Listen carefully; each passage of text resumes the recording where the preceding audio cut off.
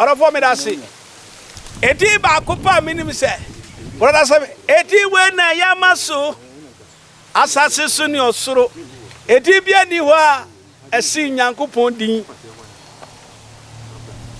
Brother Sami, o say onyame no ye adwuma de bia ye frɛ kuku de paaku. O say ni din no edi bia ni asase so ni e wosoro etimi no. Onyame o ye adwuma de biara.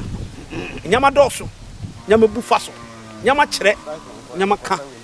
E ba cho tie mi. Mo amanya accident ya. Ebua o still pains.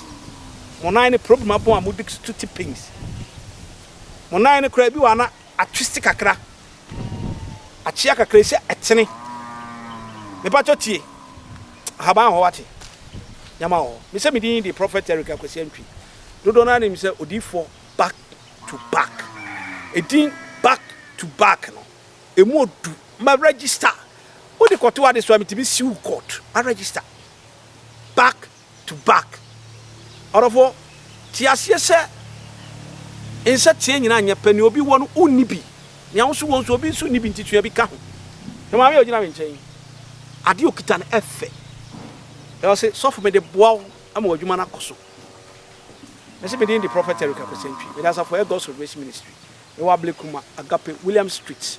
My number is 0543 41 91 60 0553 40 1462.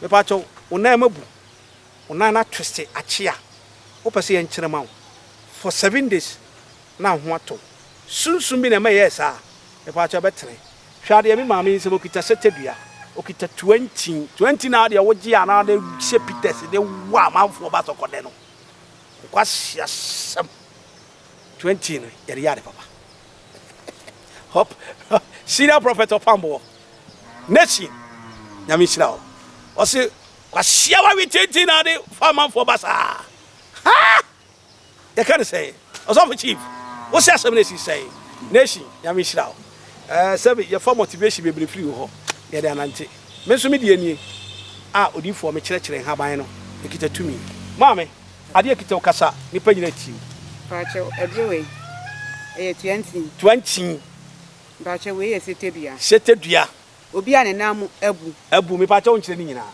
wo de beka ho na de abibifu nkosua atoso no wawo awadurom na me pacho ye ne saa keke pacho debi bibi wachire pacho orofoti won so se bibi wachire ye ne saa keke wo wia na de akire nan no me pacho bibi nkosua na ahe na ade tum pacho baako pe 1 kede abinga na gudadi baize bani ya yi show minu ya muslim fo zo kaduba aikina ina de show aduro wei na tuma efe ona ya chia ona ya bu ya be kira mo orofo frame odi fa kwasi Antwi na be ji wonsam orofo de na menka ebro so a na kamutu so eye ma eka tire no tie me gina yie na me do awrade be ya okese no wa hira no wa yi Israel nyame osoro musoro de da wase se wodi ade adom yen ne wa wo hwe me no e bia wa abrochi oba nan artistic ne pese wa ho 20 frɛ me na me mo onyame hira no ya okese be da wase bye bye macro